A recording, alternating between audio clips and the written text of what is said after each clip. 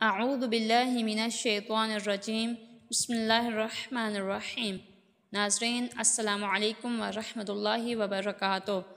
آج میں عید مباہلہ کے متعلق بیان کرنا چاہتی ہوں۔ مکہ اور مدینہ کے درمیان نجران نام کا ایک شہر واقع تھا۔ وہاں کے باشندے پہلے بت پرست تھے، پھر یہودیت کے پیرو بن گئے اور کچھ مدت گزرنے کے بعد ایک عیسائی کی تبلیغ کے نتیجے میں دین مسیح میں داخل ہو گئے۔ حمیر کا بادشاہ ذو نواس یہودی تھا اور وہ یہودیت کو ہر جگہ سرکاری مذہب کے طور پر رائج کرنا چاہتا تھا۔ یہی وجہ تھی کہ اس نے نجران پر حملہ کیا اور کئی ایک عیسائی کو زندہ جلا دیا۔ اگرچہ اس حملے میں بہت سے عیسائی مر گئے تھے، لیکن ذو نواس کے زوال کے بعد عیسائیت کو دوبارہ فروغ حاصل ہوا اور لوگ اس مذہب کی طرف راغب ہو گئے۔ نجران میں خانہ کعبہ کے مقابلے پر ایک عبادت گاہ بھی تعمیر کی گئی، جس میں بہت سے عیسائی علماء اور راہب عبادت میں مشغول رہتے تھے۔ رسول اکرم صلی اللہ علیہ وآلہ وسلم نے نجران کے لوگوں کو اسلام کی جانب دعوت دینے کی غرض سے وہاں کے لارڈ پادری کو ایک خط لکھا کہ جس کا مضمون یہ تھا: بسم اللہ الرحمن الرحیم۔ یہ خط محمد رسول اللہ کی جانب سے نجران کے اسقف کے نام ہے۔ تم لوگ اسلام قبول کر لو اور کلمہ حق کے سامنے تسلیم خم کر دو۔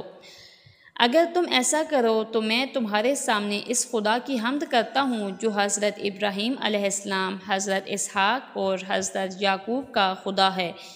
اس کے بعد میں تمہیں غیر خدا کی پرستش کی ذلت سے نکلنے اور خدا کی پرستش کی عزت پانے کی دعوت دیتا ہوں، نیز بندوں کی ولایت اور حکومت کی بجائے پروردگار عالم کی ولایت کی طرف بلاتا ہوں۔ اگر تم کو اسلام قبول کرنے سے انکار ہے تو پھر تمہیں قانون کے مطابق جزیہ ادا کرنا ہوگا، اور اگر تم اس کے لیے بھی آمادہ نہیں تو میں تمہارے خلاف اعلان جنگ کرتا ہوں۔ والسلام۔ یہ خط رسول اکرم صلی اللہ علیہ وآلہ وسلم کے 4 اصحاب کے توسط سے نجران بھیجا گیا۔ جب اسقف نے یہ خط پڑھا تو وہ بے حد خوف زدہ اور پریشان ہوا، لہٰذا اس نے اس معاملے کا کوئی حل تلاش کرنے کی خاطر سربرآوردہ اشخاص کو بلا کر انہیں اس سے آگاہ کیا اور ان سے رائے مانگی۔ شرجیل کو، جو نجران کا ایک لائق آدمی تھا اور اس کو اسی وجہ سے بلایا گیا تھا، اس نے کہا: تم خود جانتے ہو کہ خدا نے ابراہیم خلیل اللہ سے وعدہ فرمایا تھا کہ وہ ان کے بیٹے حضرت اسماعیل علیہ السلام کی ذریت میں سے ایک پیغمبر کو مبعوث کرے گا۔ تاہم میں اس معاملے میں کوئی رائے دینے کا اہل نہیں ہوں۔ ہاں، اگر کوئی اجتماعی یا سیاسی مسئلہ ہوتا تو میں اپنی رائے کا اظہار کر سکتا تھا۔ جو اشخاص بلائے گئے تھے ان میں حمیر کا ایک سرکردہ شخص عبداللہ بن شرجیل تھا۔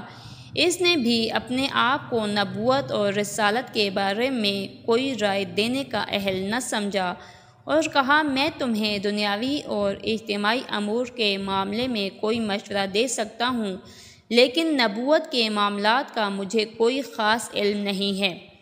جبار بن فیض وہ تیسرا شخص تھا جسے مشورہ کے لیے بلایا گیا تھا۔ اس نے بھی پہلے 2 اشخاص سے ملتا جلتا جواب دیا اور خود کو اس معاملے میں دخل دینے کے قابل نہ پایا۔ ظاہر ہے کہ جہاں تک دینی معاملات کا تعلق تھا، اسقف کو دوسروں سے مشورہ کرنے کی کوئی ضرورت نہ تھی، تاہم اسے جو فکر لاحق تھی وہ یہ تھی کہ نجرانیوں کے اسلام قبول کرنے سے کہیں اس کی اپنی سرداری ختم نہ ہو جائے۔ جب اس صلاح مشورے کا کوئی نتیجہ نہ نکلا تو اسقف نے مناسب سمجھا کہ عامۃ الناس سے رجوع کر کے ان سب کا نقطۂ نظر معلوم کیا جائے۔ چنانچہ لوگوں کی اکثریت کا یہ خیال تھا کہ اپنا ایک وفد مدینے بھیجا جائے جو محمد صلی اللہ علیہ وآلہ وسلم کے بارے میں تحقیقات کر کے اپنی رائے دے، پھر ارکان وفد کی رائے کے پیش نظر اس امر کا قطعی فیصلہ کیا جائے۔ یہ بات طے ہو جانے کے بعد حاکم نجران اور اسقف کی سربراہی میں 6 اشخاص پر مشتمل ایک وفد مدینہ روانہ ہو گیا۔ راستے میں اسقف کے گھوڑے نے ٹھوکر کھائی اور وہ زمین پر گر گیا۔ اس پر اس کے بھائی نے، جو اس کے ہمراہ تھا، رسول اکرم صلی اللہ علیہ وآلہ وسلم کے بارے میں کچھ نازیبا الفاظ کہے۔ اسقف کو اس کی حرکت پر بے حد غصہ آیا اور اسے لعنت ملامت کرتے ہوئے کہا، تم محمد کے بارے میں ایسی بد زبانی کیوں کرتے ہو؟ وہ وہی موعود پیغمبر ہیں جن کا ہم انتظار کر رہے ہیں۔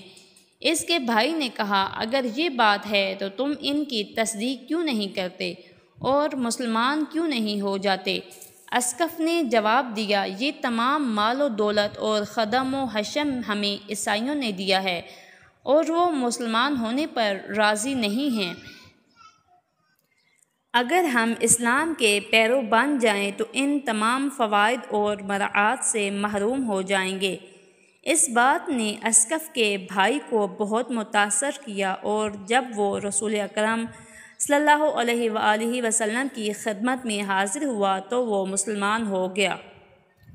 بہرحال اس وفد کے ارکان گران بہار ریشمی لباس زیب تن کیے اور سونے کی انگوٹھیاں پہنے ہوئے مدینہ پہنچے اور مسجد میں رسول اکرم صلی اللہ علیہ وآلہ وسلم کی خدمت میں حاضر ہوئے۔ جب حضرت صلی اللہ علیہ وآلہ وسلم نے ان کی وضعیت دیکھی تو ان کے اسلام کا جواب نہ دیا اور ان کی طرف کوئی توجہ نہ دی۔ اہل نجران اس سج دھج کے ساتھ اس لیے آئے تھے تاکہ مسلمان ان کی شان و شوکت سے مرعوب ہو جائیں، لیکن جب رسول اکرم صلی اللہ علیہ وآلہ وسلم نے ان سے بے اعتنائی برتی تو عام مسلمانوں نے بھی ان پر کوئی توجہ نہ دی۔ گویا حضرت صلی اللہ علیہ وآلہ وسلم نے عملی طور پر ان کی تادیب کی اور انہیں سمجھایا کہ انسان کی شخصیت کا دار و مدار عمدہ لباس اور سونے کی انگوٹھیاں پر نہیں ہے۔ چنانچہ اس وفد کے ارکان 3 دن تک مدینہ میں ہاتھ پر ہاتھ دھرے بیٹھے رہے۔ آخر کار امام علی علیہ السلام کی فہمائش پر انہوں نے اپنی وضع تبدیل کر لی۔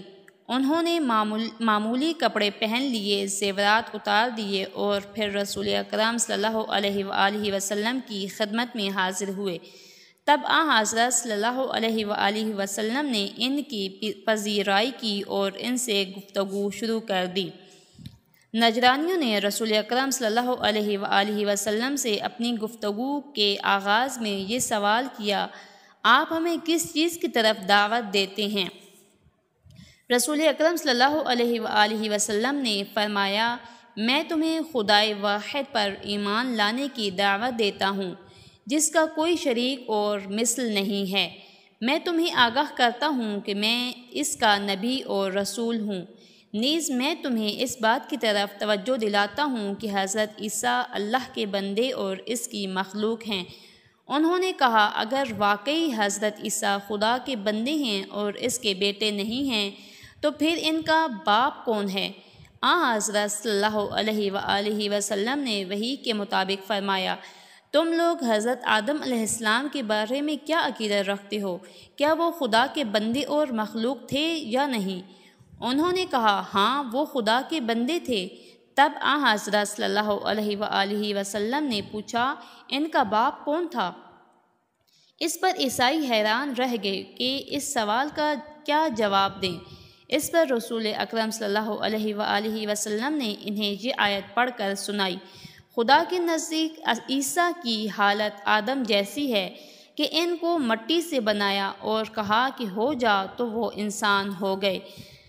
تاہم نجران کے عیسائی اصول مناظرہ پر قائم نہ رہے، چنانچہ انہوں نے یہ تسلیم نہ کیا کہ حضرت عیسیٰ علیہ السلام خدا کے بندے نہیں، اس کے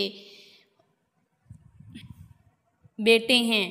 چونکہ اس بحث اور استدلال کا کوئی نتیجہ نہ نکلا، اس لیے رسول اکرم صلی اللہ علیہ وآلہ وسلم نے انہیں مباہلہ کی دعوت دی، یعنی دونوں فریق خدائے تعالیٰ کی بارگاہ میں گڑ گڑائیں اور جھوٹوں پر لعنت کریں، تاکہ جو فریق حق پر نہیں اور جھوٹا ہے وہ عذاب الہی میں گرفتار ہو جائے۔ نجرانیوں نے اس تجویز کو ایک معمولی چیز سمجھا اور رسول اکرم صلی اللہ علیہ وآلہ وسلم سے مباہلہ کرنے کی حامی بھر لی، لیکن بعد میں جب اس معاملے کی اہمیت ان کی سمجھ میں آئی تو وہ سخت پریشان ہوئے۔ اگلی صبح مدینہ کے بہت سے لوگ مباہلہ کا منظر دیکھنے کے لیے شہر کے باہر جمع ہو گئے۔ اسی اثناء میں انہوں نے دیکھا کہ رسول اکرم صلی اللہ علیہ وآلہ وسلم حسن علیہ السلام کو انگلی پکڑائے اور حسین علیہ السلام کو کندھے پر اٹھائے تشریف لا رہے ہیں، جبکہ ان کے پیچھے پیچھے اسلام کی بزرگوار خاتون فاطمہ زہرا سلام اللہ علیہا اور ان کے عقب میں امام علی علیہ السلام تھے۔ پھر حضرت صلی اللہ علیہ وآلہ وسلم مباہلہ کے لیے معینہ مقام پر رونق افروز ہوئے۔ تمام شیعہ اور سنی مورخین اور مفسرین اس بات پر متفق ہیں کہ علی علیہ السلام، فاطمہ سلام اللہ علیہا اور حسنین علیہ السلام کی جو آیت مباہلہ کے مصداق تھے، رسول اکرم صلی اللہ علیہ وآلہ وسلم ان کے علاوہ کسی اور کو اپنے ہمراہ نہیں لے گئے۔ نیز اس دن آپ نے واضح الفاظ میں فرمایا، اے پروردگار، یہ میرے اہل بیت ہیں۔ نجران کے عیسائی جو دور سے رسول اکرم صلی اللہ علیہ وآلہ وسلم کی آمد کا منظر دیکھ رہے تھے، انہوں نے اپنی توقع کے خلاف مشاہدہ کیا کہ حضرت صلی اللہ علیہ وآلہ وسلم کے ہمراہ کوئی بڑی جماعت نہیں، صرف ایک مرد، ایک عورت اور 2 بچے ہیں۔ تب انہوں نے پوچھا، جو لوگ رسول اکرم صلی اللہ علیہ وآلہ وسلم کے ہمراہ ہیں، ان کا آپ سے کیا رشتہ ہے؟ انہیں بتایا گیا، یہ وہ لوگ ہیں جو آپ کو سب سے زیادہ محبوب ہیں۔ ان میں سے ایک آپ کی بیٹی فاطمہ سلام اللہ علیہا ہیں، دوسرے آپ کے چچا زاد اور داماد علی علیہ السلام اور آپ کے نواسے حسن و حسین ہیں۔ شرجیل کے جو ایک دانا شخص تھا اور نجران کے وفد میں ممتاز حیثیت رکھتا تھا، اس نے اپنے ساتھیوں سے کہا، خدا کی قسم میں ایسے چہرے دیکھ رہا ہوں کہ اگر وہ خدا سے دعا مانگیں کہ وہ پہاڑی اپنی جگہ سے سرک جائے تو خدا ان کی دعا رد نہیں کرے گا، لہٰذا تم لوگ مباہلہ سے باز آؤ، کیونکہ آج تک کوئی ایسا شخص نہیں ہوا کہ جس نے کسی پیغمبر سے مباہلہ کیا ہو اور وہ ہلاک نہ ہوا ہو۔ تب اس قوم کی دانشمند لوگوں کا ایک گروہ نجران کے حاکم عاقب کے پاس پہنچا اور اس سے صلاح مشورہ کیا۔ عاقب نے کہا، اے لوگو، تم بخوبی جانتے ہو کہ محمد وہی پیغمبر ہیں جن کی بشارت حضرت عیسیٰ علیہ السلام نے دی تھی۔ اگر وہ تمہارے حق میں بددعا کریں گے تو تم سب کے سب ہلاک ہو جاؤ گے۔ شرجیل نے کہا، میرا خیال ہے کہ یہ معاملہ اس سے بھی کہیں زیادہ اہم اور خطرناک ہے جتنا کہ آپ لوگ سمجھ رہے ہیں، کیونکہ اگر محمد صلی اللہ علیہ وآلہ وسلم دنیا دار آدمی ہوتے اور انہیں حکومت کی خواہش ہوتی تو ہم وہ پہلے لوگ ہوتے جن سے وہ جنگ کرتے، لیکن جو آثار اور نشانیاں ہم نے دیکھی ہیں ان سے پتہ چلتا ہے کہ وہ خدا کے رسول ہیں، لہٰذا اگر ہم ان سے مباہلہ کریں گے تو تباہ ہو جائیں گے۔ پس بہتر یہی ہے کہ اب ہم اس معاملے کو مباہلے کی بجائے مصالحت کے ذریعے طے کریں۔ چونکہ محمد صلی اللہ علیہ وآلہ وسلم ایک راست باز اور انصاف پسند شخص ہیں، اس لیے ہم انہی کو ثالث منتخب کر لیں اور جو فیصلہ وہ دیں اسے قبول کریں۔